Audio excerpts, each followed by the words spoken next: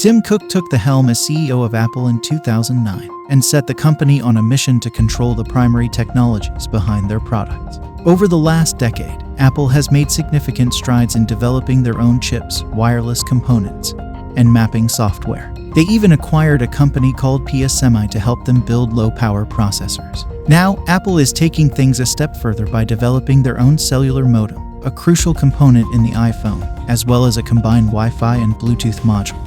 The iModem is the latest technology development from Apple, as the company continues to strive for control over the primary technologies behind its products. This move towards building core components began in 2008 with the acquisition of Semi, a company that specialized in low-power processors. In 2010, Apple released its first completely in-house application processor, the A4 chip, with the original iPad and iPhone 4. Over the past decade, Apple has rapidly improved its mobile chips, making them suitable for use in computers. Now, the company is developing custom chips for a mixed reality headset planned for release this year, and eventually for a semi-autonomous vehicle.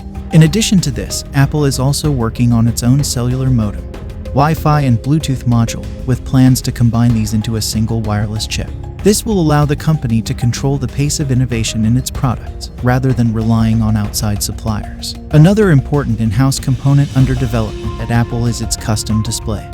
The company has been working on microLED display technology, and plans to use these screens in the Apple Watch beginning in 2024, with the potential to expand to other products in the future. This move towards complete control over the technologies behind its products is in line with the principles of Apple's former CEO, Steve Jobs, who was focused on owning the key technology of the company's products. However, current CEO Tim Cook has deviated from this principle in one aspect, as the company is now working on a MacBook Pro with an OLED touchscreen, despite Jobs' rejection of the idea of putting touchscreens in Macs. During that 2012 interview, when Cook said Jobs insisted on owning key technology, he also recounted a piece of advice his former boss gave him when he took over, to never ask himself, what would Steve do?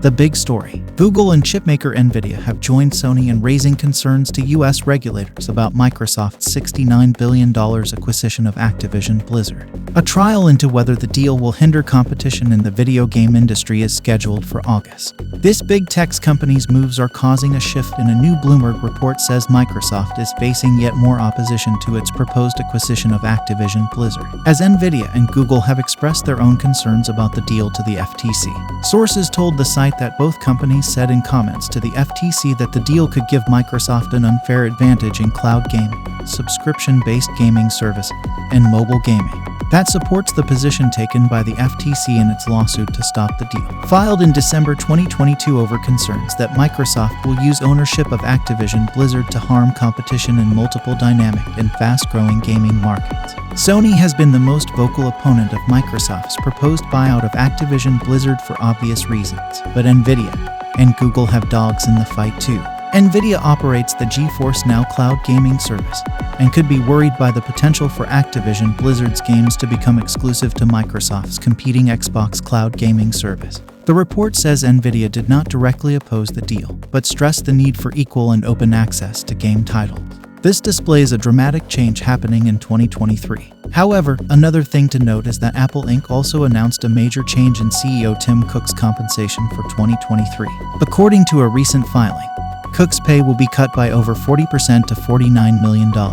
This decision came after guidance from investors and a request from Cook himself to adjust his pay. But there's a silver lining for Cook. The percentage of stock units awarded to him and tied to Apple's performance will increase to 75% in 2023 from 50%. This change will also be reflected in future years. In comparison, Cook's compensation for 2022 was $99.4 million, which included a $3 million base salary, $83 million in stock awards, and a bonus. This was a slight increase from his pay package in 2021, which was $98.7 million. This move by Apple Inc. has certainly raised eyebrows, and we'll have to wait and see how it affects the company's performance in the coming years. We bring you more of tech and butter. Thanks for watching. Remember to subscribe and to leave a comment. See you on our next video.